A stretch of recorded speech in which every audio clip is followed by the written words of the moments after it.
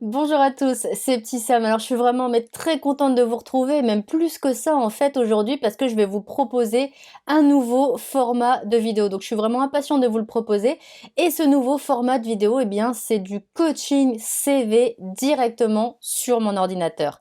D'habitude, qu'est-ce qui se passe? D'habitude, je vous propose des conseils, des techniques, des exemples sur la candidature par exemple ou encore sur l'entretien d'embauche, sur les questions et les réponses pour l'entretien d'embauche.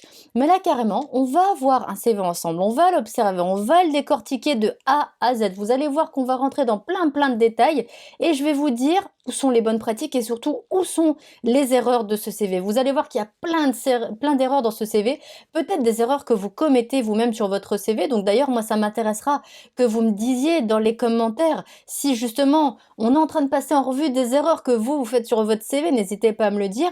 Et puis donc je vais vous dire où sont les erreurs, mais surtout pourquoi c'est des erreurs. Parce qu'il faut que vous compreniez ça pour après réussir à ne pas les reproduire et être complètement autonome sur vos candidatures. Et puis surtout, une fois qu'on se sera dit tout ça, bien je vais les corriger, ces erreurs, comme ça vous allez vraiment voir comment on va passer d'un CV qui est vraiment très médiocre à un CV qui pourrait vraiment avoir des entretiens d'embauche. Donc un CV qui soit vraiment efficace. Allez, on va regarder ça ensemble. Donc la première chose que je vais faire, je vous montre ce CV déjà dans la globalité. Donc je vais le faire défiler pour que vous ayez déjà un petit peu à l'esprit à quoi il ressemble ce CV. D'ailleurs, si tout de suite là vous commencez à vous dire oh là là, mais ça va pas sur ce CV, ça faut surtout pas faire ça.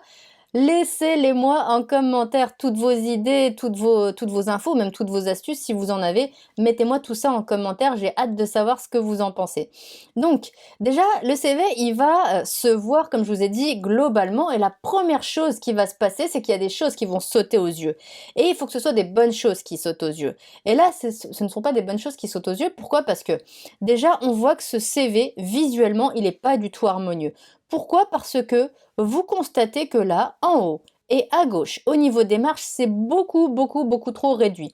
Et ça, c'est ce qu'on voit très souvent sur les CV des personnes qui essayent de faire rentrer un maximum de texte sur une page. Et comme ça rentre pas, elles réduisent les marges. Sauf que c'est pas comme ça qu'il faut faire. Faut pas jouer sur les marges. Il faut laisser les marges telles quelles, mais il faut travailler sur vraiment le fond du CV, donc le texte, où là, il y aura sûrement des choses à modifier. Donc les marges, il faut qu'elles soient sous leur format standard, et le format standard des marges, c'est 2,5 cm partout. 2,5 partout, ça veut dire en haut, en bas, à gauche, à droite. Donc pour modifier en une seule manipulation les marges, comment je fais? Je double-clique sur la règle du document, donc vraiment ce qui ressemble à une règle, donc avec des chiffres, des centimètres, tout ça en haut, et apparaît une nouvelle fenêtre qui va me permettre justement d'avoir les dimensions des marges. Donc les marges, vous voyez qu'en haut elles sont à 0,6, en bas 2,5, donc ça c'est bon, à gauche 0,4, à droite 2,5, donc ça va pas du tout, c'est pas harmonieux. Donc comme je vous ai dit, je mets tout à 2,5, voilà, et là aussi 2,5. Et vous voyez, ça a tout changé déjà visuellement. On a vraiment de l'espace en haut et à gauche. Alors vous inquiétez pas, ça peut paraître beaucoup d'espace sur l'ordi, mais en fait ce qui se passe c'est que pour que vous ayez bien le visuel de ce CV, j'ai passé mon document en 190%, donc j'ai vraiment zoomé pour que vous puissiez bien voir. Donc il n'y a pas trop d'espace, c'est vraiment la marge standard. Allez, on passe en revue les informations qu'il y a sur ce CV. Donc je commence par le début. Je vois que au début, là où il y a normalement l'emplacement du prénom et du nom, donc bien sûr, moi j'ai pas laissé le prénom et le nom de la personne, on voit que la personne elle a fait une chose qui est très pertinente et que moi je vous conseille de faire, c'est que en fait son nom de famille va être complètement en majuscule et pour son prénom, il n'y a que la première lettre du prénom qui va être en majuscule. Et ça c'est très bien parce que ça permet d'office de distinguer le prénom du nom. Et moi je vous le conseille, pourquoi? Parce que ça arrive très régulièrement que des recruteurs, en fonction du CV qu'ils reçoivent, ils ne savent pas où est le prénom, où est le nom de la personne. Et d'office, ça peut créer un petit malaise, une petite gêne, et ce serait vraiment dommage de commencer l'échange comme ça par une petite gêne. Donc tout simplement, pour s'éviter ça, votre nom complètement en majuscule et pour le prénom, que la première lettre en majuscule. Ensuite, on a donc l'adresse de la personne, pas de souci, c'est classique, je passe là-dessus. On arrive au téléphone, au numéro de téléphone, et là il y a quelque chose qui ne va pas. Pourquoi? Parce que les chiffres sont complètement serrés sur sur le numéro de téléphone. Et pourquoi ça peut être un problème? Parce que si c'est fait de cette manière, eh bien ça peut arriver que la personne qui compose votre numéro, elle se trompe d'un chiffre, parce que c'est pas facile de distinguer les différents chiffres dans ce numéro de téléphone. Et je peux vous garantir que ça arrive, et je vous le garantis pourquoi, parce que moi je l'ai vu, c'est-à-dire un candidat qui me certifiait qu'il n'avait pas eu d'appel d'un recruteur, une entreprise qui me certifiait qu'elle avait appelé ce candidat, que ce candidat ne répondait pas, et qu'au bout d'un moment il a répondu, et qu'il ne savait même plus de quelle offre d'emploi il s'agissait. En fait, ce qui s'est passé, c'est que l'entreprise, elle s'est trompée dans le numéro de téléphone, elle a mal composé ce numéro de téléphone. Pourquoi? Parce qu'ils se voient pas bien. Donc, pour s'éviter ça, très simple, on va juste séparer les nombres du numéro de téléphone. Donc, on sépare 2 chiffres par 2 chiffres. Et comme ça, ce sera beaucoup plus facile et beaucoup plus lisible au niveau de ce numéro de téléphone. Donc, beaucoup plus facile de le composer et de ne pas se tromper. Ça, c'est facile à faire, tout va bien. On peut d'ailleurs rajouter un petit accent sur le E de tel. Et voilà. Donc là, il nous souligne en bleu parce qu'il veut qu'on lui mette des espaces entre tel et les 2 petits points. Et voilà, c'est bon, on a bien écrit. On arrive à l'adresse mail de la personne. Là, la personne, elle a fait quelque chose de très bien dans la construction de son adresse mail, c'est-à-dire qu'elle a fait apparaître son nom et son prénom dans son adresse mail. Pourquoi c'est bien? Parce que l'adresse mail, elle permet déjà d'identifier la personne au travers de son nom et son prénom. C'est son identité. Et il y a encore trop de candidatures pour lesquelles les adresses mail sont composées uniquement de chiffres, ou par exemple les initiales de la personne, ou des mots qui n'ont même rien à voir avec l'identité de la personne. Et de une, ça fait pas pro, et de deux, ça permet pas d'identifier la personne. Et le risque avec ce type d'adresse mail qui ne permettent pas d'identifier la personne, eh bien, c'est que votre mail de candidature arrive dans les spams du recruteur. Et ça, mais je l'ai vu tellement de fois que ça arrivait dans les spams du recruteur. Donc, soit le recruteur verra pas du tout votre candidature, ou peut-être qu'il la verra, mais trop tard. Au moment où il va relever ses spams, peut-être que justement, il aura déjà effectué son recrutement. Donc, ce serait vraiment dommage que ça vous arrive. Donc, vraiment, une adresse mail qui fasse professionnelle, c'est une adresse mail qui est composée de votre nom et de votre prénom. Et ça, c'est bien fait sur cette candidature. Maintenant, qu'est-ce qui se passe sur cette candidature? On voit que l'adresse mail, elle n'est pas du tout dans la même police que les premières lignes de ce CV. Donc le prénom, le nom, l'adresse, le téléphone. C'est pas la même police et c'est écrit beaucoup plus petit. Donc ça va pas. Il faut que le CV, déjà visuellement, il ait l'air harmonieux. Et pour qu'il ait l'air harmonieux, il faut que ce soit homogène, il faut que ce soit un peu tout partout pareil sur certains paramètres du CV et notamment la police et la taille de la police. Donc, moi je vais d'office tout remettre dans la même police. Tout, donc tout le CV. Donc je vais tout sélectionner. Pour ça, le raccourci clavier, c'est le CTRL A, ou si vous êtes sur un Mac, ce sera Pomme A ou Commande A, et ça vous permet de tout sélectionner d'un coup.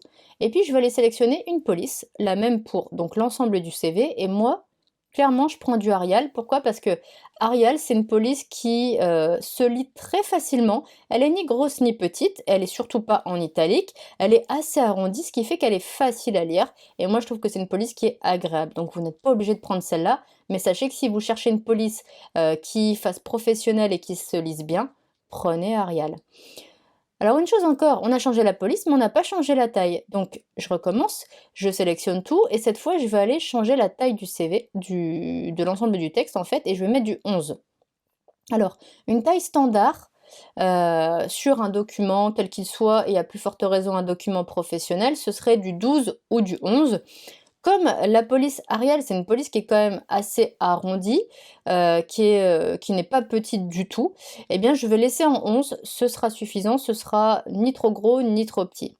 En fonction de la police que vous choisissez, par exemple si vous prenez du Times, vous pouvez tout à fait la passer en 12 et ce sera bien lisible comme ça.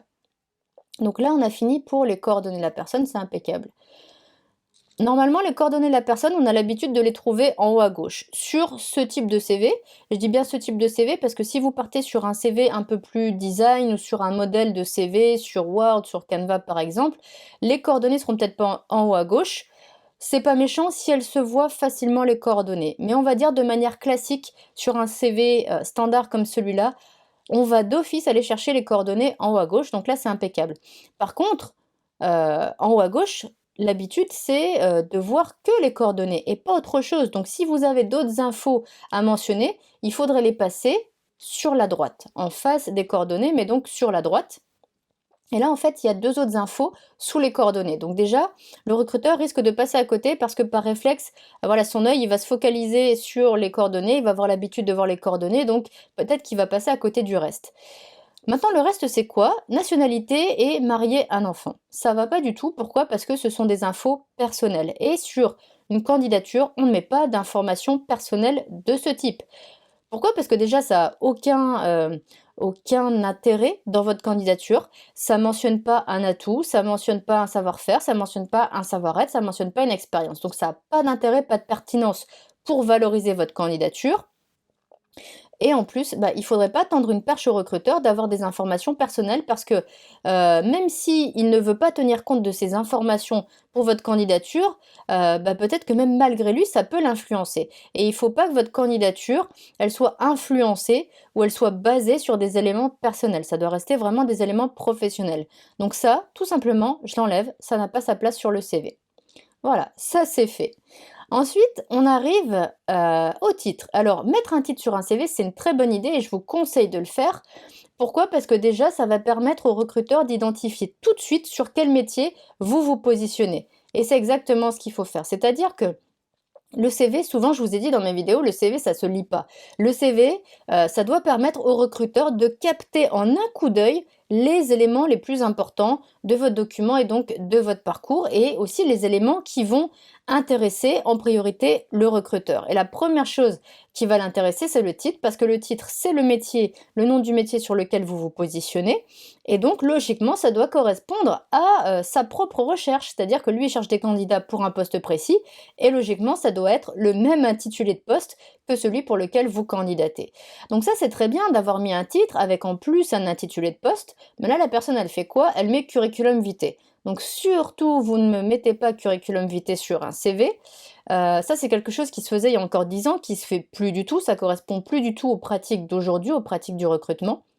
Et en plus, dans la logique, un recruteur qui reçoit un CV, il voit tout de suite que c'est un CV. Il se doute bien que c'est un CV et que c'est pas, un article de journal ou je ne sais quoi encore. Donc il n'y a pas besoin de dire des choses aussi évidentes.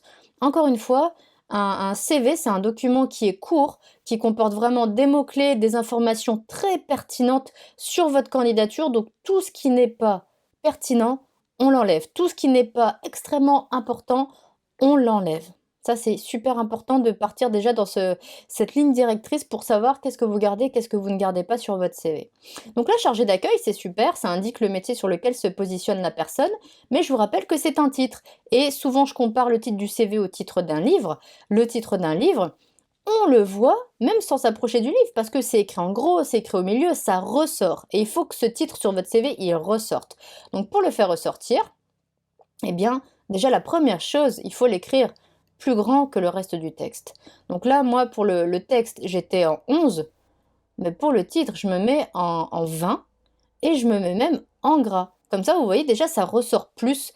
Visuellement, c'est plus agréable, ça attire beaucoup plus le regard. Et voilà, le titre, là, bah, il fait son travail, quoi. Il doit attirer le regard, il doit montrer quelque chose qui annonce finalement la thématique du document. La thématique du document, bah, ça va être un parcours, logiquement, en cohérence avec le titre. Maintenant, une chose encore, la couleur du titre. Alors, bien sûr que vous pouvez mettre de la couleur sur votre CV. Ah, bien sûr, pas partout sur le CV, mais par exemple sur le titre et sur les sous-titres, vous pouvez mettre de la couleur pour les faire ressortir, pour améliorer encore la structure de votre CV, qu'on arrive en un coup d'œil à identifier quels sont les différents paragraphes, où sont les différents paragraphes, les informations que l'on va rechercher, mais on ne peut pas mettre n'importe quelle couleur sur un CV. Déjà, une chose importante qui va pas dans la couleur choisie pour ce titre-là, c'est que c'est une couleur qui est claire. Et pourquoi ça va pas? Parce qu'il y a beaucoup d'entreprises qui impriment en noir et blanc. Et donc, si on imprime ce CV en noir et blanc, une couleur claire, elle va être imprimée, elle va ressortir à l'impression en gris clair, voire en gris très clair. Et c'est pour ça que ça va pas, parce que peut-être qu'on n'arrivera même plus à lire les mots qui sont écrits. Pourquoi? Parce que la couleur sera trop claire. Donc, il faut vraiment mettre ce titre en plus foncé. Alors maintenant, reste le choix de la couleur. Moi, j'ai envie de vous dire déjà, prenez une couleur qui vous ressemble. Ne mettez pas une couleur que vous n'aimez pas parce que ce CV, il doit vous représenter. Ce CV, il doit être à votre image, même dans tous les détails et même dans la couleur. Mettez une couleur qui vous correspond, une couleur que vous aimez bien, une couleur que peut-être vous portez dans votre tenue vestimentaire ou dans vos accessoires, ou bref, une couleur que vous aimez bien. Une couleur qui vous parle et qui vous fait plaisir, tout simplement. Mais attention, la couleur, elle doit pas être trop flashy. Ça, c'est important. Je vous ai dit pas trop clair, mais pas trop flashy non plus, parce que du coup, ça ne correspondrait pas à un cadre professionnel. Un cadre professionnel, ça doit rester quand même assez sobre, pas d'extravagance. Sauf, encore une fois, exception, si par exemple vous postulez pour un métier graphique, design, là, allez-y, lâchez-vous, faites-vous plaisir. Mais là, non. En plus, on est sur un poste de chargé d'accueil. Le chargé d'accueil, voilà, il doit pas être extraverti, il doit être sobre, il doit être carré, il doit être pro. Eh ben, le CV aussi, et jusque même dans la couleur choisie pour ce CV et pour son titre notamment. Une couleur qui se retrouve souvent sur les CV, c'est le bleu. C'est une couleur qui est assez standard, qui fait pro, et bah, aux couleurs sont associées aussi des émotions, des impressions, et le bleu est souvent associé à la confiance, c'est-à-dire que c'est une couleur qui inspire confiance. Donc vous pouvez tout à fait partir sur du bleu. Si vous me dites, moi j'aime pas ce bleu, il est trop foncé, ok, changez de bleu, prenez une autre nuance de bleu par exemple. Voilà, vous pouvez choisir une autre couleur, mais encore une fois, il faut que ça cadre dans un contexte professionnel, un document professionnel et que ça vous ressemble. Donc moi, je vais garder le bleu. Je trouve que voilà, ça passe bien, c'est sobre et c'est pro, donc je pars là-dessus. Alors je continue sur ce CV et là je vois que donc la personne elle a fait quelque chose d'intéressant, c'est-à-dire que avant de passer tout de suite au paragraphe du CV, elle a mis des infos sous le titre.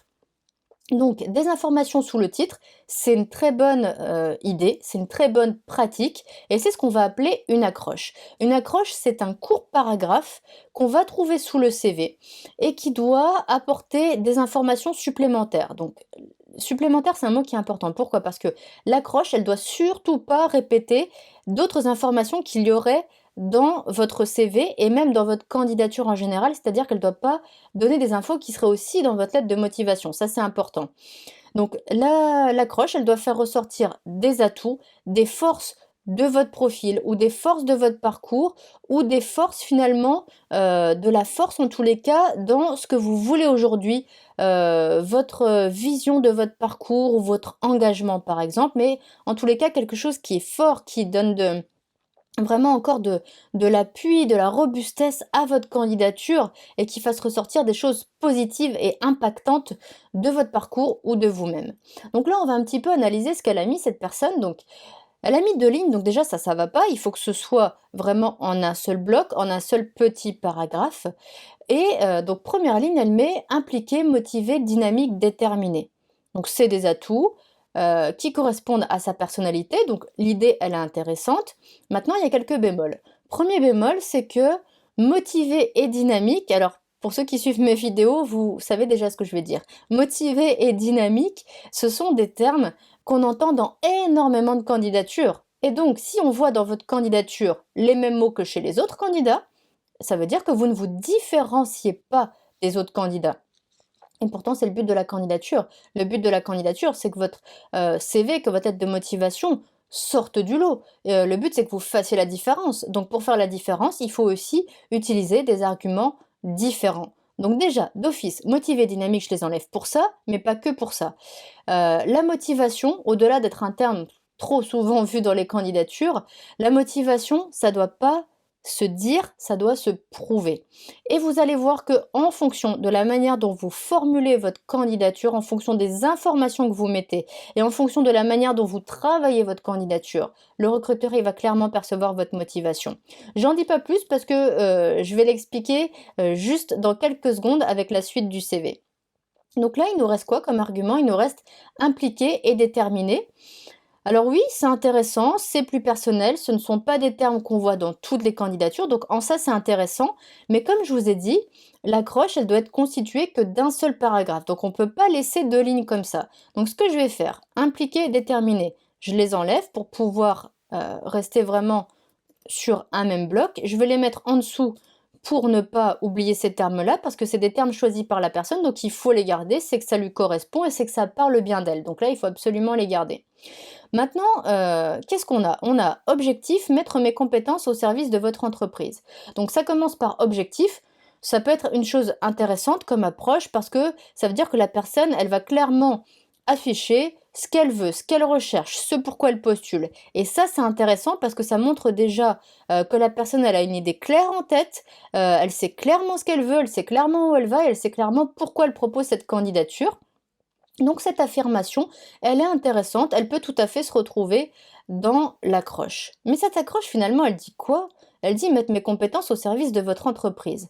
Et là, finalement, moi, je m'attendais à quelque chose d'impactant. Ça l'est pas du tout. Pourquoi ça l'est pas du tout? Parce que cette phrase, déjà, elle est trop courte. C'est pas une accroche. Une accroche, c'est une phrase qui va être finie, et c'est même deux phrases. Vous pouvez tout à fait mettre deux phrases pour pas que ce soit trop court non plus. Mais surtout, c'est une phrase qui pourrait être mise pour tous les CV de la personne.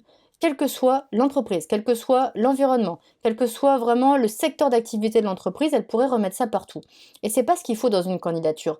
Une candidature, elle doit être personnalisée. Pourquoi? Parce que le recruteur, quand il reçoit votre candidature, il doit se dire: oui, cette personne, elle a vraiment envie de travailler chez nous.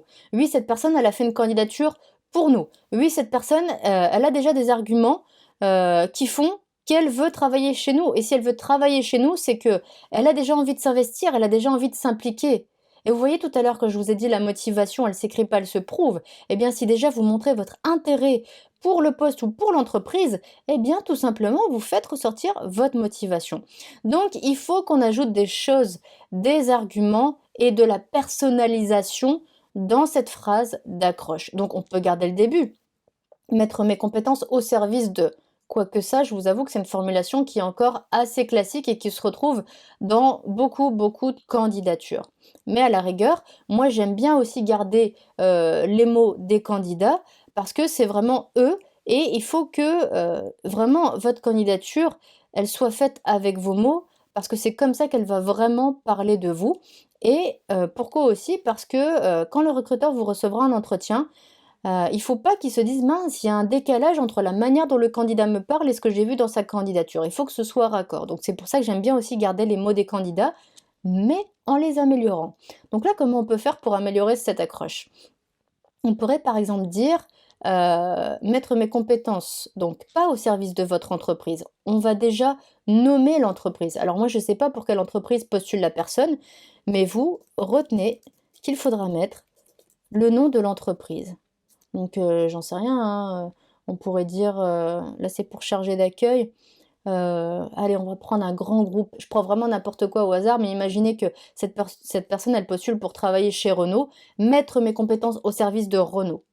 Vous voyez déjà, ça a beaucoup plus d'impact que de dire au service de, l'entreprise ou de votre entreprise. Là, c'est personnalisé, c'est direct. C'est-à-dire que cette personne, elle s'adresse directement à Renault. Elle veut travailler chez Renault, juste parce qu'elle a mis Renault, vraiment dans sa candidature. Et elle a pris quelques secondes de plus pour ajouter le nom de l'entreprise, donc pour la personnaliser. Et ça, c'est un petit détail qui va vraiment marquer l'esprit du recruteur. Il va se dire: «Ouais, cette personne, elle a fait cet effort-là en plus, elle a pris ce temps-là, elle veut travailler chez nous». Encore une fois, motivation, détermination. Donc mettre mes compétences au service de, et vous mettez le nom de l'entreprise, pour participer à sa réussite. Oui, c'est pas grand-chose en plus, sauf que le recruteur, qu'est-ce qu'il cherche? Il cherche des personnes, ou une personne qui va savoir faire le boulot, mais qui va bien le faire, et si, cette personne fait bien son travail, elle va participer justement à la réussite de l'entreprise. Donc déjà, en commençant à étoffer, à améliorer la candidature comme ça, on va aussi aller vers autre chose qui est très important.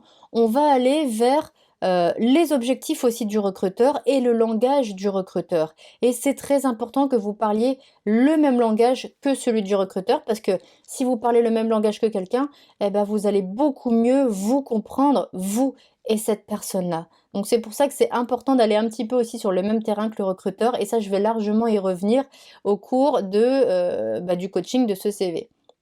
Donc mettre mes compétences au service de nom d'entreprise pour participer à sa réussite, et on a toujours les arguments de impliquer et déterminer. Donc je vais les reprendre maintenant.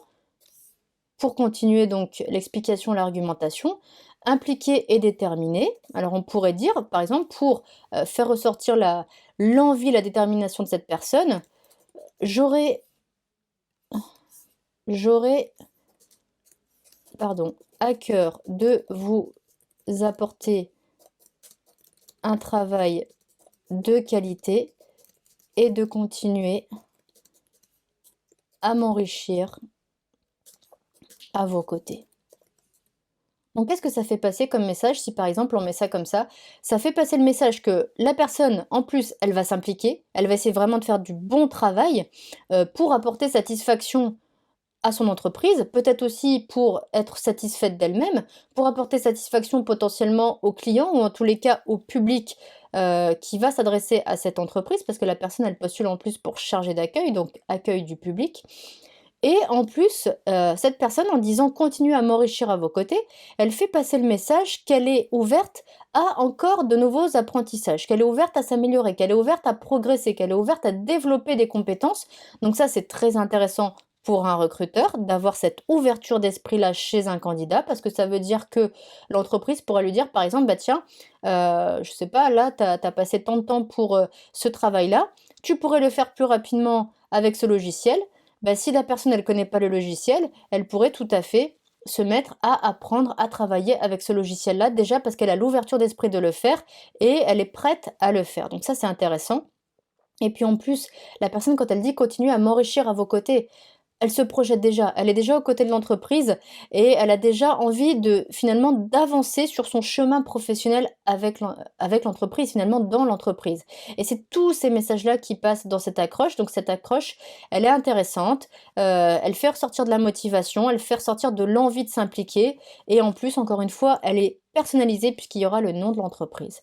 Donc voilà globalement pour une accroche qui peut avoir un effet impactant, qui peut faire ressortir vraiment des atouts dans le profil de la personne, notamment la motivation et l'investissement. Maintenant, encore un point de détail.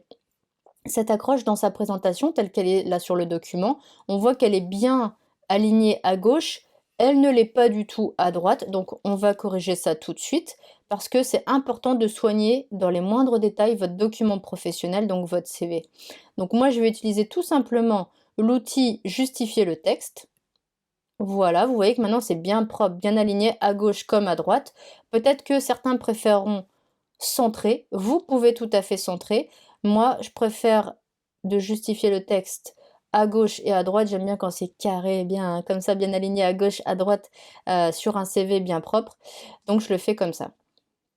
Ok, on va passer à la suite. Donc là, on va arriver au paragraphe du CV. On a le titre, on a l'accroche, on arrive au paragraphe. Hop, voilà. Et alors, on arrive au paragraphe expérience. Et effectivement, dans un CV, on doit aller du plus important au moins important, donc titre, accroche, paragraphe. Et vous pourriez me dire, bah oui, les expériences, c'est le plus important sur un CV. Eh ben non, c'est pas le plus important, même si ça reste extrêmement important et même si ça reste bah, justement tout ce que vous avez fait déjà dans votre parcours, mais le plus important, ça va être les compétences. Pourquoi je fais cette distinction entre expérience et compétences? Parce que les expériences, c'est tout ce que vous avez fait jusqu'à maintenant. Jusqu'à maintenant, donc ça veut dire tout ce que vous avez fait avant aujourd'hui, donc c'est le passé. À l'inverse, les compétences, c'est l'ensemble des compétences que vous avez accumulées au fil de votre parcours, et donc c'est des compétences que vous avez encore aujourd'hui. Donc des compétences que vous pouvez proposer dès aujourd'hui, dès maintenant aux recruteurs, à l'entreprise. Et c'est pour ça que, en ce sens-là, les compétences vont avoir la priorité sur les expériences. Et clairement, quand le recruteur il reçoit un CV, il va pas le lire de gauche à droite comme il ferait avec, une lettre ou un article de journal ou je ne sais quoi ou un livre par exemple. Non, il va, laisser son regard être attiré par les informations les plus importantes. Donc ça veut dire le titre, ça veut dire l'accroche et ça veut dire, hem, quelle force vous avez aujourd'hui, quels atouts, quelles compétences, quelles qualités vous avez aujourd'hui. Et ça, il va déjà le découvrir à travers vos compétences. Donc c'est pour ça que c'est extrêmement important que vos compétences, elles soient déjà tout en haut du CV. Et malheureusement, trop souvent, je vois des compétences qui apparaissent dans le bas du CV. Et ça, c'est vraiment dommage parce que le recruteur, s'il ne voit pas tout de suite les éléments les plus importants pour lui, pour sa recherche de candidat, pour le poste qu'il a à pourvoir, mais il va pas aller lire jusqu'en bas votre CV. Il va tout simplement passer à un autre CV. Donc, il faut pas qu'il passe à un autre CV. Et il faut qu'on lui montre, pour qu'il reste sur votre CV, que votre CV, il a énormément d'impact, il a énormément d'atouts que recherche le recruteur. Donc on va lui mettre tout de suite les compétences. Et je ne sais pas si vous avez fait attention tout à l'heure, quand je vous ai présenté dans sa globalité ce CV, il y a bien des compétences dans ce CV, mais elles sont tout en bas. Ou quasiment tout en bas parce que tout en bas, il y a les centres d'intérêt. Donc, on va les prendre, ces compétences, hop, et on va aller les remettre dans le haut du CV avant les expériences. Voilà, donc déjà, on les a remis au bon endroit. Maintenant, ce qui se passe, je vous ai dit, le regard du recruteur, il doit être attiré par les infos les plus importantes. Donc, il faut que son regard soit attiré par le paragraphe compétences. Là, ça peut pas être le cas. Pourquoi? Parce que compétences, c'est écrit quasiment de la même manière que le reste du texte, sauf que c'est en majuscule. Mais ça se voit pas forcément, ça ressort pas. En tous les cas, ce qui est sûr, c'est que ça n'attire pas le regard. Donc, pour que ça attire le regard, eh bien déjà, je vais mettre compétences en couleur. Je vais prendre la même couleur que celle que je vais utiliser pour le titre. Je vais mettre également compétences en gras. Voilà. Alors, on pourrait mettre compétences encore en plus grand. Effectivement, pour que ça ressorte, il faut que ce soit en plus grand. Voilà. Moi, il y a une chose que j'aime pas, là, dans la manière dont est écrit ce titre, c'est que c'est tout écrit en majuscule. Et je trouve que justement, c'est trop gros, presque c'est agressif pour le regard, j'aime pas ça. C'est une question de goût. Donc, faut aussi que vous construisiez votre CV, et vous le présentiez en fonction de vos goûts à vous. C'est important. Moi, j'aime pas, du coup, je change. Et je mets compétences, donc maintenant c'est écrit en 14, c'est en bleu, c'est en gras. Moi, je trouve ça bien, ça attire beaucoup plus le regard que tout à l'heure. Alors maintenant, je vais aller regarder les compétences.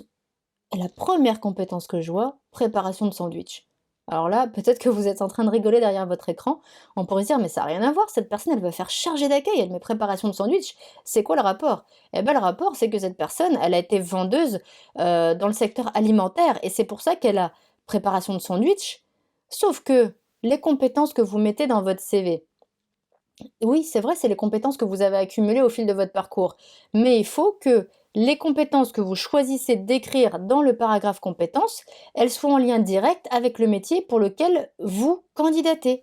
Donc, même si vous avez des compétences dans plein de domaines, bah, il faut être sélectif. De toute façon, déjà, vous ne pouvez pas écrire l'ensemble de vos compétences sur le CV parce qu'il y en aurait beaucoup, beaucoup, beaucoup trop. Un CV, il faut qu'il tienne sur une page. Donc, il faut déjà éliminer les compétences qui ne seraient pas essentielles pour le métier pour lequel vous candidatez. Et ça, c'est une règle qu'il faut vous fixer pour le CV. Le CV doit vraiment faire ressortir les informations les plus importantes, les plus pertinentes. Donc tout ce qui n'est pas extrêmement important, extrêmement pertinent pour votre candidature, faut l'enlever. Ça ne veut pas dire que ce sont des informations perdues, ça veut dire que déjà c'est des informations que vous pouvez garder pour la lettre de motivation ou des informations que vous pouvez garder pour l'entretien d'embauche. Et voilà, c'est pas perdu, ce sera réutilisé justement dans votre lettre ou dans votre entretien. Donc maintenant, comme je vous l'ai dit, il faut absolument enlever les compétences qui n'ont rien à voir avec le métier pour lequel vous candidatez. Donc, j'enlève forcément préparation de sandwich pour une personne qui veut faire chargé d'accueil. Réception des commandes.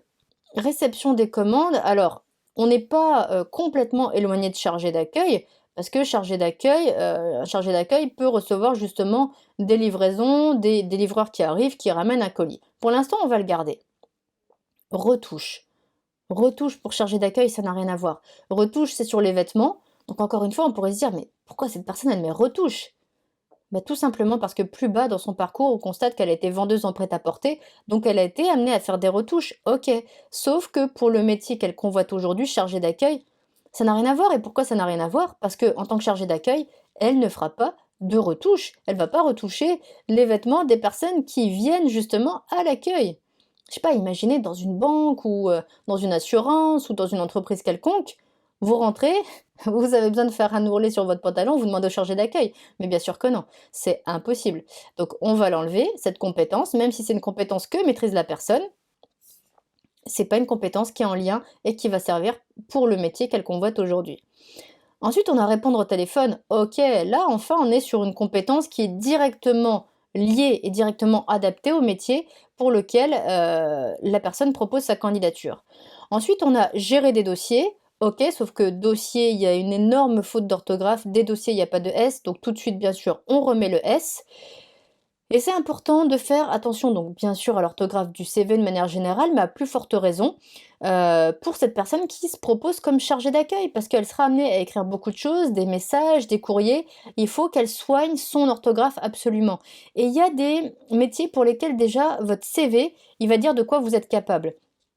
Par exemple, pour cette personne qui va faire beaucoup de courriers, comme je vous l'ai dit, il faut qu'elle présente un document impeccable, un document soigné, un document qui fasse attention aux détails, par exemple, puisque elle va déjà montrer que si elle est amenée à rédiger des courriers pour des partenaires, pour des associations, pour des administrations, elle va présenter un document professionnel et qui va être du coup valorisant aussi pour l'image de l'entreprise. De manière générale, par exemple, si vous postulez pour un métier où il faut faire attention aux détails, où il faut faire preuve de vigilance, eh bien, on va déjà voir à travers le soin que vous avez apporté à votre CV, à travers le souci du détail qu'il y a dans votre CV, que vous avez déjà ces aptitudes ou ces compétences-là. Donc, c'est vraiment important de faire attention à tout sur une candidature et à plus forte raison sur le CV.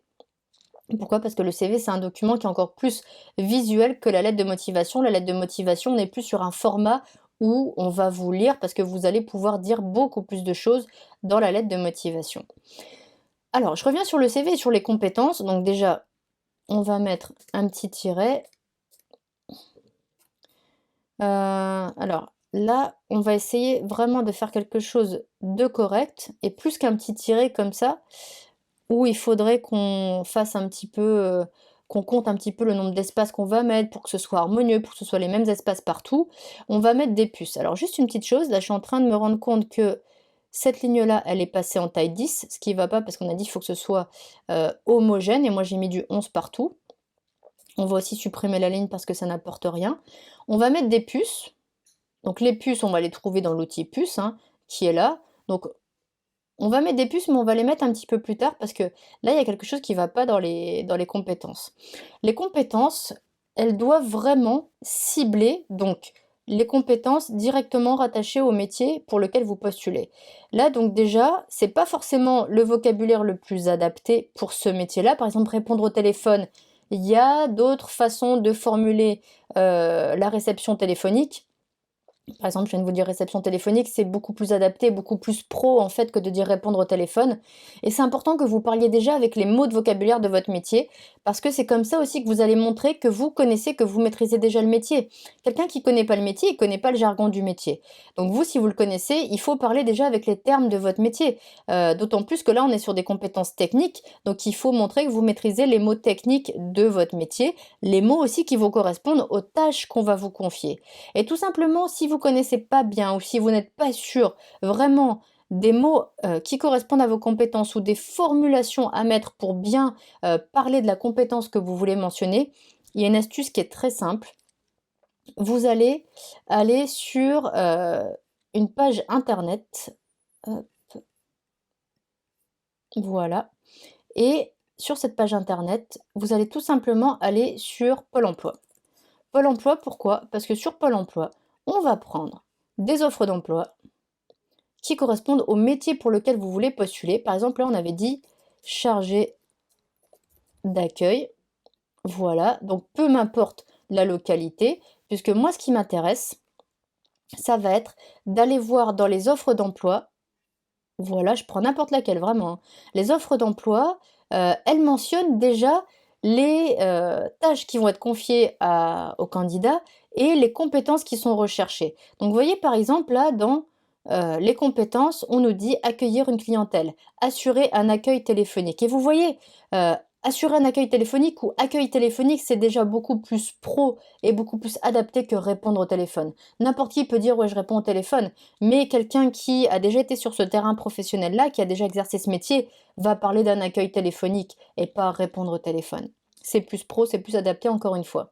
Orienter les personnes selon leurs demandes, bah ouais, effectivement, la personne qui est à l'accueil, elle va recevoir un public, elle va écouter quel est le besoin du public, pourquoi il se présente dans cette structure-là, et elle va l'envoyer soit vers un collègue, soit vers la bonne structure, soit va lui donner la bonne information. Et c'est tout ça que l'on va retrouver dans la compétence orienter les personnes selon leurs demandes. Ensuite, étudier une demande client.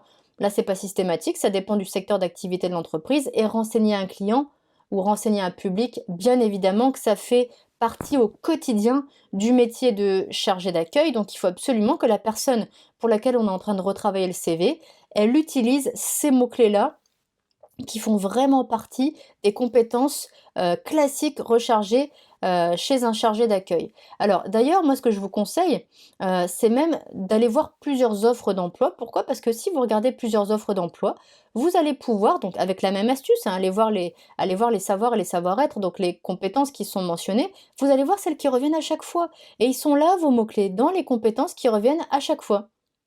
Donc là, c'est un secteur d'activité qui est particulier parce que c'est la banque. Nous, on va rester sur quelque chose qui est un petit peu plus classique. Donc chargé d'accueil, on voit à nouveau accueillir une clientèle. On voit à nouveau assurer un accueil téléphonique. On voit à nouveau orienter les personnes selon leurs demandes, renseigner un client. Et ben, c'est tout ça qu'on va faire apparaître sur le CV. Donc on va le mettre tout de suite parce que c'est beaucoup plus adapté. Alors, je vais pousser un petit peu les compétences qui étaient mentionnées. On va voir si on les retrouve ou si vraiment on va vers des choses qui sont un peu nouvelles. Donc, on avait, si je reprends, accueillir une clientèle, renseigner et orienter un public. Ah ben, on va reprendre ça. Donc, accueillir une clientèle, renseigner et orienter un public. Voilà. Qu'est-ce qu'on avait d'autre? On avait par exemple, ah oui, assurer un accueil téléphonique, c'est important et on va même aller au-delà. Pourquoi? Parce que le chargé d'accueil, donc il accueille les personnes physiquement ou par téléphone, donc on va dire assurer un accueil physique et téléphonique. Et ça va même remplacer accueillir une clientèle parce que du coup c'est la même chose, sauf que c'est encore plus précis et du coup plus adapté de parler d'un accueil physique et téléphonique parce que là, la personne qui fait CV, elle montrerait qu'elle sait faire les deux, accueillir physiquement ou au téléphone les personnes qui donc s'adressent à cette entreprise-là. Ensuite, qu'est-ce qu'on a? Ah oui, bonne maîtrise informatique, ça c'est important. Pourquoi? Parce que la personne, elle va travailler avec un ordinateur. Donc il faudrait mettre bah, bonne maîtrise informatique. Le problème avec bonne maîtrise informatique, c'est qu'on ne sait pas exactement ce que maîtrise la personne. Heu, donc on pourrait mettre, bonne maîtrise des outils bureautiques. Bureautique, bureau, les différents outils qu'on peut utiliser sur un ordinateur, dans un travail de bureau, donc Word, Excel, outils de messagerie par exemple, ça regroupe un peu tout. Donc bonne maîtrise des outils bureautiques. Alors, je fais une petite parenthèse quand même pour vous dire que toutes les compétences qu'on mentionne dans un CV, que vous mentionnez dans un CV, il faut absolument que vous les maîtrisiez. Il faut pas mettre des compétences en vous disant ouais, je les mets parce que ça fait bien, c'est les mots-clés, c'est les compétences demandées. Non, il faut que vous les maîtrisiez. Sinon, de une, ça sert à rien parce que vous saurez pas le faire. Et de deux, si on vous questionne là-dessus en entretien d'embauche, vous saurez pas répondre. Donc, on va savoir d'office que vous avez menti. Et là, votre candidature, vous êtes sûr qu'elle est foutue. Mais en tous les cas, si ça vous correspond, il faut absolument le mentionner comme ça. Alors finalement, vous voyez qu'on avait répondre au téléphone dans le CV initial, donc on peut l'enlever puisqu'on a mis assurer un accueil physique et téléphonique. Gérer des dossiers, on l'a pas mis, donc on va le rajouter. Par contre, ouais, gérer des dossiers, on peut mettre gestion des dossiers. Gérer des dossiers, alors souvent, on entend dire qu'il faut mettre des verbes dans les compétences parce que les verbes, ça fait appel à des actions, et ça donne encore plus de dynamisme dans la manière de formuler, donc dans les compétences. Vous pouvez tout à fait. Par contre, moi, ce que je vous conseille, c'est, comme je vous ai dit tout à l'heure, il faut vraiment être homogène et harmonieux dans le CV. C'est pas qu'une question de présentation, c'est aussi dans le choix des mots. Donc pourquoi je vous dis ça? Parce que là, on a assurer. Assurer, c'est un verbe. On a renseigner. Renseigner, c'est un verbe. Orienter, c'est un verbe. Gérer, c'est un verbe. Bonne maîtrise des outils bureautiques, du coup, on n'a pas de verbe. On pourrait mettre, alors connaissance des outils bureautiques, ça va pas parce que c'est aussi un nom commun.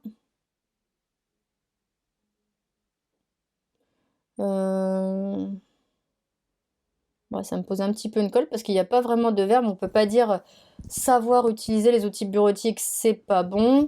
Donc, on pourrait mettre juste, on va faire encore mieux que ça. On va laisser juste outils bureautiques et entre parenthèses, on va préciser, par exemple, Word, Excel, messagerie, Et comme ça, on est encore plus précis, on précise encore mieux, du coup, quelle est la compétence clairement de la personne sur les outils bureautiques. Donc par contre, les compétences, c'est un peu comme l'ensemble du CV. On va essayer de les classer, du plus important au moins important ou alors dans une certaine logique. C'est-à-dire que, par exemple, pour cette personne, elle va déjà accueillir un public avant de le renseigner. Donc c'est pour ça que l'accueil apparaît avant le renseignement du public. C'est important parce que ça amène vraiment de la cohérence, de la logique. Et puis les dossiers, bah, elle va les gérer une fois qu'il y aura eu des personnes qui seront justement arrivées dans cette entreprise, qui auront fait appel à cette entreprise. Donc c'est logique. Et puis elle va les gérer grâce à sa maîtrise des outils bureautiques. Donc là, vous voyez, on est vraiment dans quelque chose qui est cohérent par rapport à l'ordre dans lequel c'est mentionné. Donc on va le laisser comme ça. Réception des commandes. Le terme de commande, il n'est pas approprié au métier de chargé d'accueil. Donc on va le mettre de côté. On va continuer à aller voir sur les offres d'emploi, voir si on n'a pas d'autres mots-clés à récupérer. Donc excellente maîtrise du français oral écrit. Ça va se voir déjà dans la candidature, donc c'est pas la peine de le mettre. Pratique d'une langue étrangère, donc là, ça dépend vraiment de l'offre sur laquelle la personne se positionne, mais quand c'est vraiment une compétence qui peut être utilisée régulièrement dans le métier, bien sûr qu'il faut le mettre. Et alors là, on n'est plus sur des savoir-être, et c'est important de mentionner des savoir-être dans les compétences. On a sens de la communication et rigueur. Ce sont deux compétences très importantes, de savoir-être très important pour cette candidature, puisque cette personne sera amenée à communiquer tout le temps, par écrit, par téléphone ou en face à face. Donc sens de la communication. Elle pourrait mettre aussi bon relationnel parce que c'est important qu'elle entretienne un bon relationnel, que ce soit avec son public, que ce soit avec ses collègues, que ce soit avec les partenaires, les fournisseurs, etc. Et on a vu aussi rigueur. Et oui, c'est une compétence qui est importante dans ce CV-là parce que c'est une personne qui doit faire attention à tous les détails puisqu'encore une fois, elle va faire beaucoup de courriers, elle va s'adresser au public, elle va représenter l'entreprise en permanence. Donc la rigueur, c'est important. Donc vous voyez, moi je vais l'enlever réception commande parce que finalement c'est pas ce qui est le plus pertinent. Là on est sur 1, 2, 3, 4, 5, 6, 7 compétences, avec des compétences techniques et des savoir-être et c'est bien d'avoir ce mélange-là, compétences techniques et savoir-être. Alors, on peut le laisser comme ça, le paragraphe compétences, mais je suis quasiment sûre que ça risque de prendre trop de place sur le CV. Donc je vous montre une petite astuce. On va voir si on en aura besoin ou pas sur ce CV-là. Mais si votre paragraphe compétences prend trop de place, c'est-à-dire si vous n'arrivez plus au bout d'un moment à faire tenir tout votre CV sur une seule page, eh bien les compétences, vous allez pouvoir modifier leur mise en page. Vous allez pouvoir les mettre sur deux colonnes. Là, c'est sur un bloc, c'est sur une colonne. On va les mettre sur deux colonnes. Alors comment on fait? On sélectionne toutes les compétences. On vient cliquer sur mise en page. Sur mise en page, on a colonne. Je clique sur colonne et là, je vais sélectionner deux. Et vous voyez que ça me met d'office sur deux colonnes sans que j'ai besoin voilà, de faire différentes manipulations. Ça me l'a bien mis de chaque côté automatiquement et c'est assez homogène de chaque côté. Pas complètement puisque moi je suis sur 7 compétences. Effectivement, si vous voulez quelque chose vraiment d'équilibré à gauche et à droite, bah, il faudrait mettre un nombre pair de compétences. Donc si j'en mettais 8, peut-être que ce serait, même c'est sûr, ce serait plus équilibré. Donc moi je le laisse comme ça pour l'instant. Et je vais aller voir la suite. J'en arrive aux expériences. Donc déjà, le titre expérience, il doit être écrit de la même manière, en tout cas le sous-titre, que le sous-titre compétences. Donc, je ne sais pas si vous connaissez ce petit outil-là. Je vais utiliser ce qu'on appelle le pinceau. Donc, pour ça, je sélectionne le mot compétence ou une partie du mot compétence pour que le logiciel comprenne que je veux utiliser la même mise en forme que ce mot-là que je viens de sélectionner. Et dans accueil, je vais aller sélectionner le pinceau. Le pinceau qui va me permettre de reproduire la mise en forme ailleurs. Et moi, je veux reproduire où? Vous voyez, il y a un petit pinceau sur mon curseur. Moi, je veux reproduire sur expérience professionnelle. Donc, vous voyez, il me l'a remis dans la bonne police, la bonne taille, comme compétence, la même couleur. Juste une chose, c'est que moi, je voulais écrire pas tout en majuscule. Donc, je vais écrire en minuscule. Expérience. Alors, la personne, elle avait écrit expérience professionnelle. On peut le laisser comme ça. Ou alors, on peut mettre juste hop, expérience comme ça. On peut même le mettre au singulier parce que ça pourrait être l'expérience au sens large.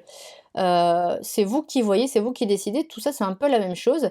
Juste, encore une fois, pour être vraiment homogène et en harmonie visuelle sur ce CV, compétence, c'est aligné à gauche. Donc, expérience, je vais l'aligner à gauche tout de suite. Voilà. Donc ça, c'est fait. Donc maintenant, on arrive aux expériences. Alors les expériences, comment on va les faire apparaître sur le CV? La première chose qu'on doit faire apparaître dans les expériences, c'est la date. Donc la date pendant laquelle la personne elle a réalisé cette expérience professionnelle dont elle va nous parler. Là, la date qui est mentionnée, c'est 2019. Donc attention à ça. Pourquoi? Parce que si vous mentionnez 2019, ça veut dire que ça a duré toute l'année 2019. Donc si c'est le cas, ok, pas de souci. Mais si votre expérience, elle a duré 6 mois ou 4 mois ou 10 mois, bah c'est pas 12 mois, c'est pas un an. Donc faut être précis dans les dates. Vous n'êtes pas obligé d'avoir exactement le jour de votre prise de poste et le dernier jour de votre mission. À minima, mettez les mois. Parce que si vous mettez par exemple de, je sais pas, février à octobre 2019, on saura que ça a duré 8 mois. Pas de souci, vous êtes clair et vous êtes transparent sur la durée de votre expérience. Mais imaginez que vous mettiez un CV comme ça, juste avec les années. Donc ça veut dire que ça a duré toute l'année. Si en entretien, le recruteur, il vous dit, donc vous avez travaillé combien de temps comme, voilà, par exemple, vendeuse alimentaire? Vous lui dites 6 mois. Bah non, je suis désolée, 6 mois, un an, ça n'a rien à voir. Donc là, le recruteur, il pourrait avoir l'impression que vous n'avez pas été totalement honnête sur votre candidature ou que vous avez essayé de gonfler votre candidature et finalement de faire apparaître plus d'expérience que vous n'en avez. Et là, ça pourrait fortement déplaire et être désagréable en tous les cas pour le recruteur. Donc, euh, moi, je vous invite vraiment à être plus précis que ça sur les durées de vos expériences. Donc, par exemple, imaginons que cette personne, elle est... Qu'est-ce que c'est que ça? Imaginons que cette personne, elle ait travaillé de, voilà, de février à, je vous avais dit par exemple, à octobre 2019, on avait dit. Alors, vous voyez que j'écris pas les mois en entier pour que ça prenne moins de place tout simplement, parce que moi, je vais écarter un petit peu l'intitulé du poste. Voilà, pour qui vous allez voir qu'après, il va sauter beaucoup plus aux yeux. Mais ça, vous vous en rendrez compte vraiment quand on aura terminé la mise en page du paragraphe expérience professionnelle. Et alors, faut pas s'arrêter là. Vendeuse alimentaire, ok, c'est le nom du métier. Mais il faut ajouter le nom de l'entreprise. Alors, franchement, le nom d'entreprise, j'en sais rien, je vais même pas mettre un nom d'entreprise, je vous mets juste nom de l'entreprise pour que vous sachiez qu'il faut mettre le nom de l'entreprise et la localité où je pourrais vous dire aussi la ville où cette personne, elle a exercé, donc ville. Alors moi, je mets des virgules, vous pouvez mettre, des tirets, vous pouvez mettre des espaces, c'est vous qui voyez. Il faut encore une fois, vous dire que faut aussi aller sur vos préférences. Faut pas rester, à 100 ou même à 110 collé à ce que je vous montre. Moi, je vous montre vraiment les bases pour faire un bon CV, un CV qui soit efficace, un CV qui fasse ressortir au maximum les informations et les atouts de votre profil, de votre parcours et donc de votre CV. Mais il faut aussi que vous fassiez quelque chose qui vous corresponde et qui vous plaise. Et maintenant qu'on a fait ça, surtout, surtout, surtout le nom du métier, l'intitulé de poste, vous le mettez en gras. Et c'est comme ça que ça va ressortir. Parce qu'on va avoir tous les intitulés de poste en gras, donc on n'aura même pas besoin de chercher finalement ce qu'a fait la personne, ça va sauter aux yeux. Voilà, parce que ce sera en gras, et vous allez voir qu'on va faire en sorte que tout soit aligné. Alors, là, c'est pas flagrant que tout va être aligné. Pourquoi? Parce que la personne, elle a mis tout un tas de compétences ou de tâches à l'intérieur en fait de chacune de ses missions. Donc ça, c'est quelque chose qu'on faisait il y a encore des années en arrière. Le problème, c'est que quand on fait ça, eh ben, il y aura souvent une erreur qui va revenir, c'est que d'une mission à l'autre, si une personne a effectué plusieurs missions pour le même métier ou des métiers similaires, ben, les tâches qui vont lui être demandées vont être similaires. Un exemple tout simple, là, les premières compétences qu'elle mentionne, c'est conseiller et vendre. Eh ben regardez, là encore, elle a conseillé et vendre. Pourquoi? Parce qu'elle l'a fait pour ces deux postes, sauf que du coup, ça répète la même information et il faut absolument pas répéter deux fois la même information sur un CV ou sur une candidature en général, parce que de une, ça n'apporte rien, et en plus parce que ça va vous prendre de la place inutilement. Donc c'est pour ça aussi que donc on a dédié un paragraphe aux compétences, pour que les compétences soient mentionnées qu'une fois, qu'elles soient mentionnées dans un paragraphe dédié et surtout qu'on les voit bien ces compétences. Parce que là, finalement, si on se base sur le CV de cette personne pour trouver ses compétences, pour trouver ce qu'elle sait faire, faudrait déjà aller chercher dans ses différentes missions. Et encore une fois, une lecture de CV, c'est tellement court, c'est tellement ça doit être spontané qu'on va pas aller chercher les infos. Les infos doivent sauter aux yeux. Donc là, paragraphe compétences, ça saute aux yeux. Donc ça veut dire quoi? Ça veut dire que moi, je vais éliminer toutes les compétences que cette personne elle a mentionnées dans ses différentes expériences et à plus forte raison parce que là, on est sur des compétences qui sont pas forcément directement reliées au métier qu'elle vise. On a quand même renseigné la clientèle, ce qui tombe très bien parce que nous, on l'a mis là, renseigner, orienter un public. Public clientèle, c'est pas pareil. Public, c'est plus large, c'est toutes les personnes qui peuvent s'adresser à une entreprise finalement. Donc on l'a déjà mis. Conseiller, quand on dit renseigner, orienter, c'est du conseil, donc ça va bien ensemble. Après, les autres compétences, mise en rayon, on est d'accord pour dire que c'est pas adapté à chargé d'accueil. Inventaire, ouais, ça peut, mais pas forcément dans ces termes-là. Donc vous voyez, c'est pas en plus des compétences qui vont être complètement pertinentes pour ce métier-là. Et ce qui pouvait nous servir, on l'a déjà mis dans compétences.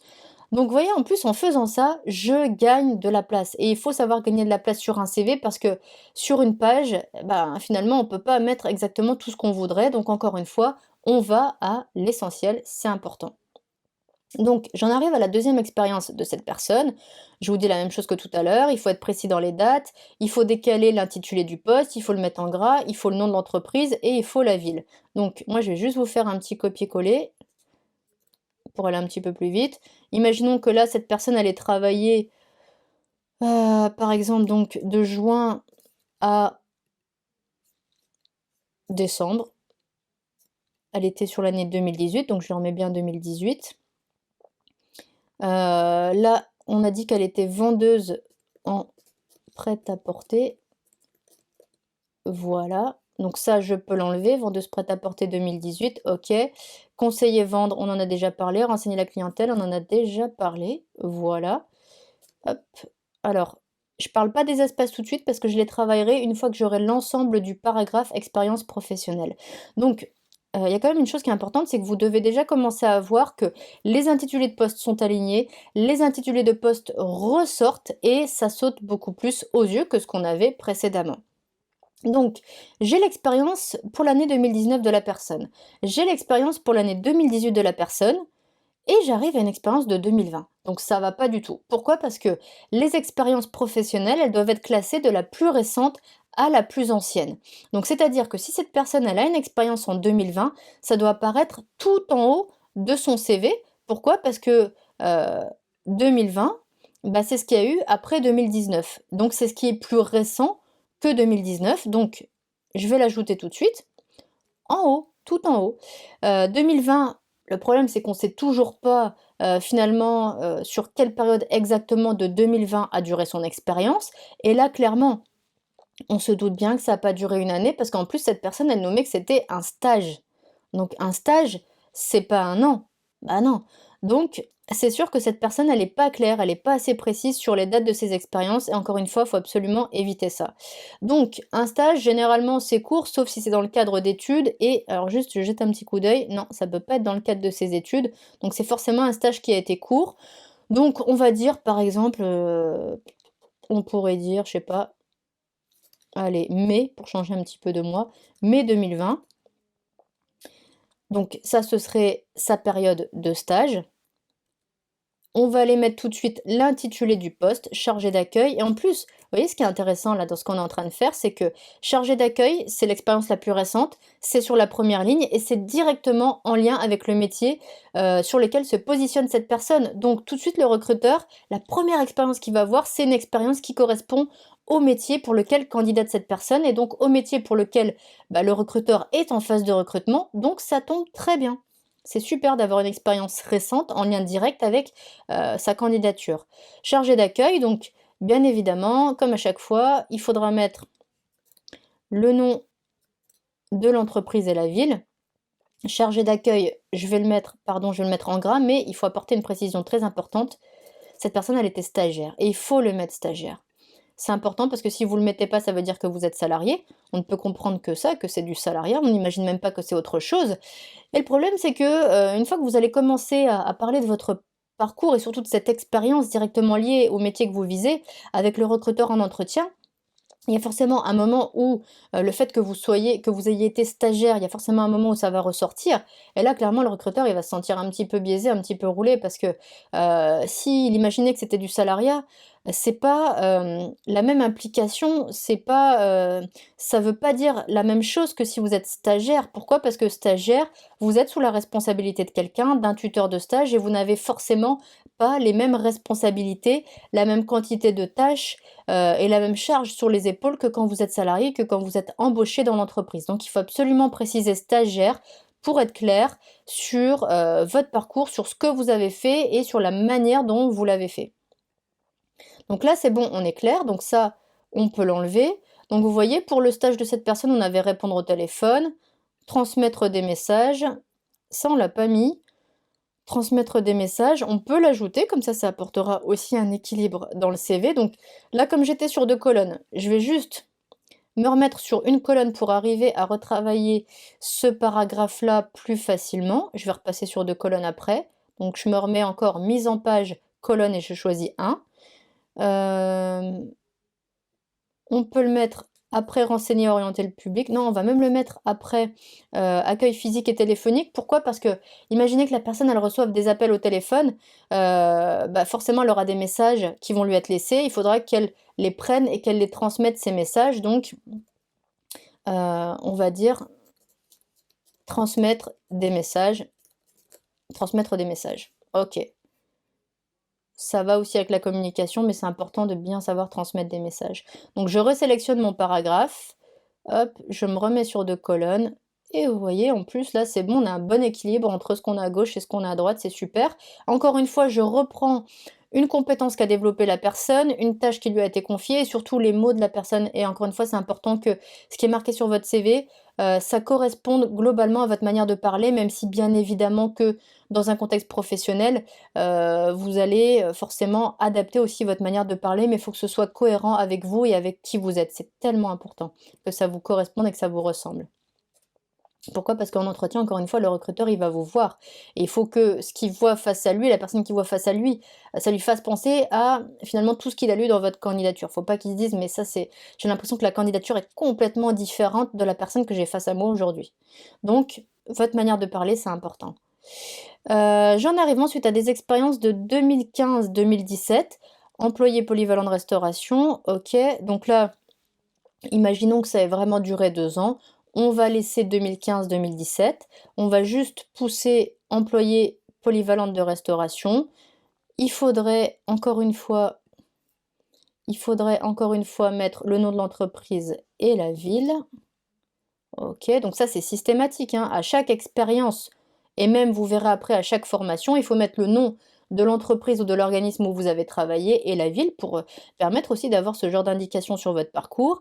Et toujours l'intitulé du poste, on le met en gras. Alors qu'est-ce que j'ai fait?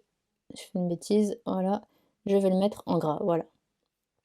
Donc là, la personne, elle avait mis quelques tâches qui lui ont été confiées comme employée polyvalente de restauration, prise des commandes, service nettoyage. Voilà, tout ça, on l'enlève, ça a plus de pertinence pour cette candidature, pour ce poste-là, et aussi parce qu'on a encore une fois dédié un paragraphe compétences dans le CV, donc pour marquer toutes les compétences au même endroit et tout en haut pour que ça se voit bien. Donc vous voyez maintenant à présent à quel point les expériences professionnelles, elles sont bien alignées, elles sont bien visibles, elles ressortent bien, et ça c'est génial parce qu'encore une fois, au premier coup d'œil, ça va être visible pour le recruteur, il n'aura pas besoin de les chercher, il va trouver l'information, vous allez lui faire gagner du temps et c'est du temps où il va rester sur votre CV. Donc, maintenant vous pourriez me dire, et vous auriez raison, ouais, mais les expériences, elles sont un petit peu trop serrées les unes aux autres. On va justement aérer un petit peu ce paragraphe-là et c'est important que votre CV il soit aussi aéré. Il faut qu'il soit sobre et il faut qu'il soit aéré. Pourquoi? Parce que du coup, ça va rendre beaucoup plus agréable le visuel et un visuel qui est agréable, c'est aussi un visuel qu'on a envie de regarder et de lire. Donc c'est important. Donc pour l'aérer un petit peu, ce paragraphe-là, je vais pas passer des lignes entre chaque expérience. Pourquoi? Parce que ça va me faire descendre beaucoup trop après le paragraphe et encore une fois, on a besoin de place pour tout faire tenir sur une page. Donc plutôt que de passer des lignes, je vais juste augmenter les espaces. Alors comment je vais faire? Je vais dans mise en page et dans mise en page, vous voyez, j'ai des espacements. Et en fait, je vais augmenter les espacements avant. Avant, ça veut dire au-dessus des lignes. Et regardez, quand j'ajoute, juste je clique sur la flèche, ça me met automatiquement à 6. Si vous voulez pas 6, bah, vous changez, hein, tout simplement. Vous voyez comme ça m'a aéré le paragraphe et c'est encore plus agréable visuellement. Ok, super. Je vais passer maintenant au paragraphe formation, comme tout à l'heure. Je veux la même mise en forme, la même mise en page que mes autres sous-titres, compétences et expériences professionnelles. Donc je sélectionne un mot ou une partie d'un mot pour lequel je veux recopier la mise en forme. Je vais sur accueil, je prends le petit pinceau et je vais cliquer directement dans formation. Vous voyez, ça me fait gagner du temps ce genre de petits outils, ce genre de manipulation. J'ai pas besoin de changer la police, la taille, la couleur, le gras, tout ça. Ça me le fait automatiquement. Et c'est bien aussi de savoir gagner du temps dans ces démarches pour se concentrer vraiment sur l'essentiel. Donc juste une chose, je vais l'aligner à gauche puisque mes autres sous-titres sont alignés à gauche. Voilà. Et donc là, globalement, la manière de construire le paragraphe formation, c'est exactement la même procédure, la même façon de faire que pour le paragraphe expérience, c'est-à-dire qu'on va mettre les dates, les intitulés de formation, les noms des, donc pas des entreprises cette fois, mais les noms des organismes de formation et la ville où la formation a été suivie, ou le pays où la formation a été suivie. Donc là, cette personne, on voit qu'elle a fait donc une formation en anglais 2017-2018. Je suis franchement pas convaincue que sa formation en anglais ait duré 2 années, à moins que ce soit une formation universitaire, mais le problème là, c'est que ça apparaît pas sur le CV. Donc déjà, l'information sur cette formation, elle est vraiment pas assez précise. Quand vous mentionnez une formation, il faut mentionner le nom précis de la formation. Là, c'est pas précis. Peut-être que c'était une petite formation en anglais, hein. Ça, c'est possible. Ça se voit aussi des formations de quelques semaines ou quelques mois en anglais. Donc, on peut mettre, allez, formation en anglais. Je vous avoue que j'aime pas parce que généralement, les formations, elles ont vraiment des noms beaucoup plus précis que ça. Donc c'est pas grave, on va mettre formation en anglais. Vous retenez qu'il faut vraiment reprendre le nom exact de votre formation. Donc vous le retrouvez sur vos documents de formation, hein, ça c'est pas un souci. Formation en anglais. Donc là, c'est une formation en langue. La particularité des formations en langue, c'est qu'on passe des niveaux de langue. Donc il faudrait rajouter le niveau de langue qui était validé.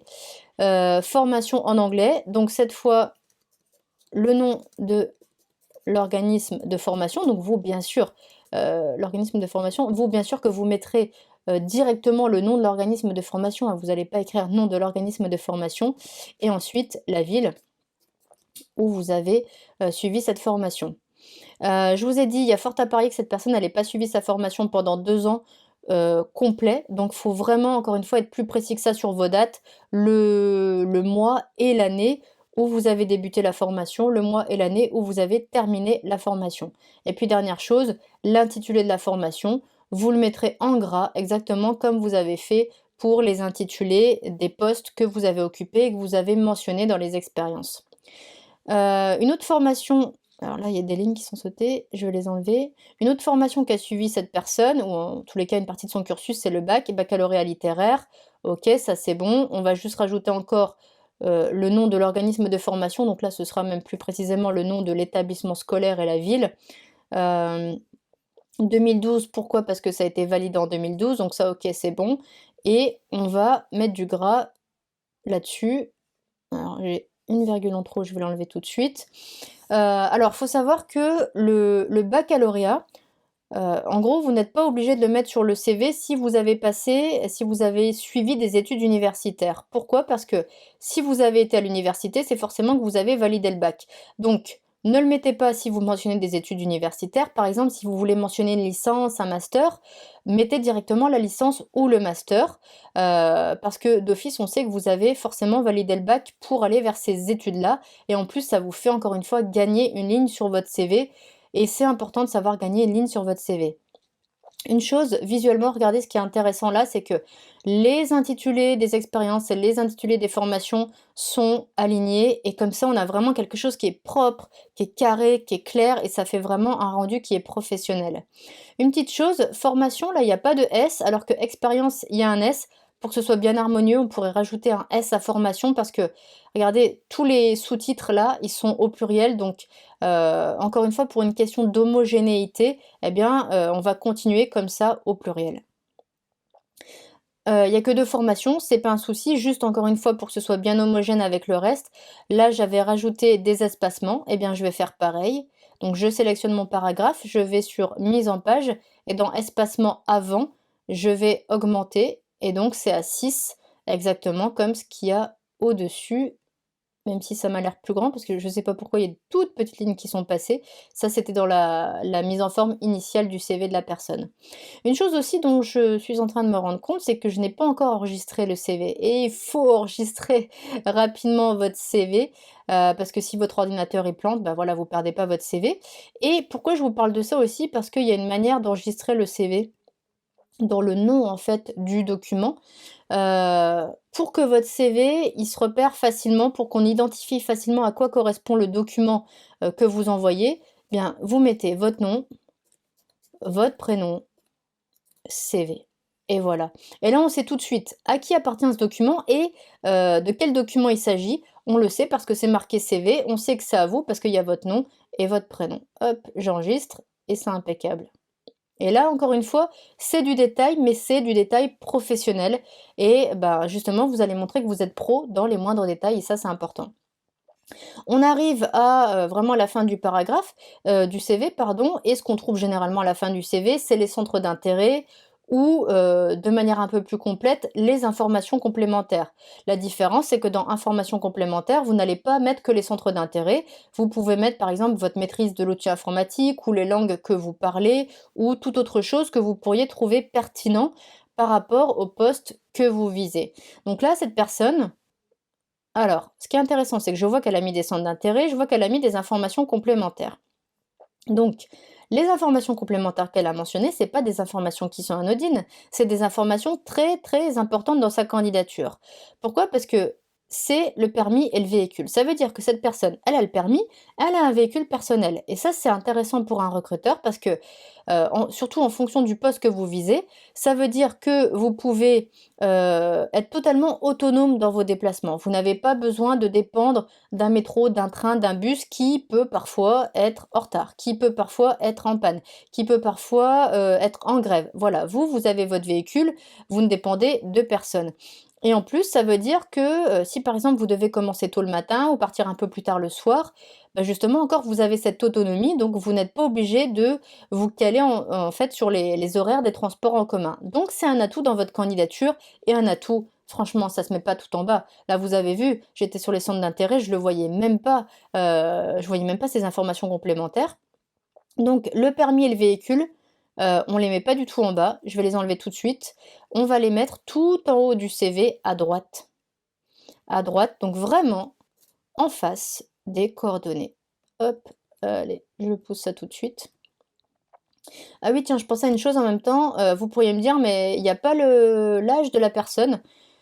Alors l'âge, c'est vrai que c'est une information qui est souvent cherchée dans un CV, pas par curiosité, pas pour, vous discriminer non plus, mais parce que les recruteurs aiment bien avoir une idée, de la tranche d'âge du candidat qui propose sa candidature. Ça, c'est quelque chose vraiment que cherchent régulièrement les recruteurs.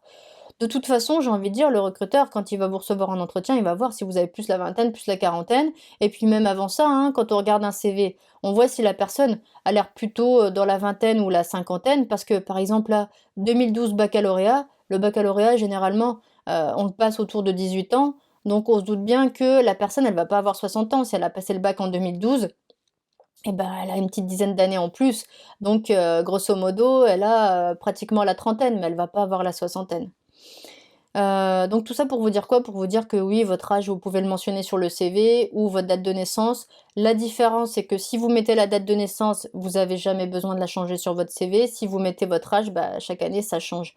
Donc à supposer que vous ayez besoin, d'un CV un peu plus tard, il faudra bien penser à changer votre âge dessus. Donc encore une fois, si vous voulez mettre votre âge, ce sera en haut à droite du CV, donc là où je fais bouger mon curseur, en plus de permis B et véhicule. Voilà. Donc, ça veut dire que la personne, en fait, qui a fait ce CV, elle a plus d'infos complémentaires à mentionner en bas et ça tombe très bien parce que ça y est, enfin, je suis sur une page. Elle a plus que des centres d'intérêt à mentionner. Les centres d'intérêt, quand vous les mettez sur votre CV, il faut que ce soit des centres d'intérêt qui aient, un lien, même indirect, avec votre métier, dans le sens où ils vous permettent de développer des compétences qui vont vous servir pour votre métier.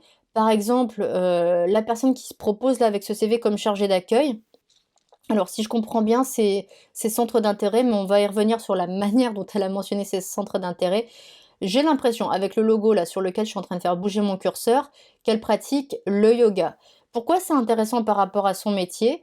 Parce que quand on est face à un public, donc là c'est chargé d'accueil, elle va être face à un public, parfois il y aura des personnes qui arriveront, qui seront mécontentes, qui pourront même être agressives, donc il faudra qu'elle sache garder son sang-froid et son calme, cette personne. On peut se dire qu'avec la pratique du yoga, elle saura garder un certain contrôle d'elle-même et de ses émotions. Donc c'est bien s'adapter. On voit en plus qu'elle fait du sport. Pourquoi c'est intéressant? Parce que la personne qui est chargée d'accueil, eh bien, elle passe la plupart de sa journée de travail assise et donc il faut qu'elle fasse attention à son dos, il faut qu'elle fasse attention à sa condition physique et la pratique du sport, eh ben, ça peut être vraiment un atout dans sa pratique professionnelle justement. Maintenant, par rapport à la manière dont sont mentionnés ces centres d'intérêt, c'est pas pertinent du tout. Pourquoi? Parce que c'est des logos. Donc déjà, les logos, c'est pas forcément parlant pour tout le monde, en fonction des logos qui sont choisis. Donc peut-être que pour elle, c'est très parlant que là, elle fait du yoga et encore celle-là, c'est moi qui ai interprété yoga, peut-être que c'est autre chose qu'elle veut nous mentionner. Peut-être par exemple la méditation. Bon, OK, ça se rejoint, mais c'est pas tout à fait la même chose. Donc déjà pour ça, c'est pas pertinent par rapport au message que va faire passer ou pas passer le logo, mais aussi parce qu'un logo ou un dessin, c'est lourd sur un CV et donc un CV qui est lourd, c'est un CV qui va être beaucoup plus long à télécharger et un CV qui est trop long à télécharger, bah, peut-être que la personne qui essaye de le télécharger, qui n'y arrive pas, bah, peut-être qu'elle va passer au CV suivant parce que voilà, elle a d'autres candidatures à traiter et elle a pas que ça à faire de prendre du temps pour des téléchargements. Et c'est important de savoir ça parce qu'il y a beaucoup de personnes qui mettent aussi des logos au niveau du paragraphe expérience professionnelle. Plutôt que de mettre le nom de l'entreprise, ils vont mettre le logo de l'entreprise. Bah, faut savoir que déjà un logo, c'est petit, donc visuellement, on va pas forcément, reconnaître au premier coup d'œil de quelle entreprise il s'agit si le logo est petit. Et en plus, encore une fois, ça va alourdir la taille du CV et il faut pas parce que ce sera long au téléchargement et le recruteur risque de passer à autre chose. Donc on oublie les logos, on oublie les dessins, c'est trop lourd. Il faut mentionner des mots. Donc là, clairement, il faut enlever tout ce qu'a mis la personne. Donc déjà, première chose, je vais réécrire son sous-titre centre d'intérêt de la même manière que ses autres sous-titres. Donc de la même manière que hop, formation, par exemple. Alors là, cette fois-ci, elle avait mis, tout en majuscule, donc moi je vais mettre que la première lettre, pardon, en majuscule, centre d'intérêt, voilà. Et on va dire que grosso modo, elle avait mis voilà, elle avait parlé de, course à pied. Alors je vais changer la mise en page après. Course à pied, elle avait mis vélo, elle avait mis, on va dire, yoga. Hop, donc j'enlève le souligné, voilà. Donc son paragraphe, il est terminé. Moi, je vous avoue que je trouve beaucoup plus pertinent de proposer un paragraphe information complémentaire. Là, par exemple, peut-être que cette personne, elle se forme à d'autres logiciels complémentaires ou elle a une pratique, personnelle de l'ordinateur. Peut-être que, par exemple, je sais pas, elle fait du montage vidéo ou elle travaille sur la photo et ça peut être intéressant dans le cadre de son métier parce que peut-être que parfois elle aura des documents à traiter qui vont utiliser de la photo, par exemple. Voilà, tout ce qui peut servir, bah, ça peut être mis justement dans le paragraphe information complémentaire. Voilà, donc le CV là, il est vraiment, vraiment, vraiment remanié. Alors je vais vous le mettre en un peu plus petit pour que vous ayez une vision un peu plus globale de ce CV. Et vous voyez, là, c'est un CV qui est propre, qui est vraiment carré, qui fait pro. Alors je vais juste vous remontrer le CV qu'on avait à la base. Voilà. Alors, hop, je vais bien les mettre côte à côte.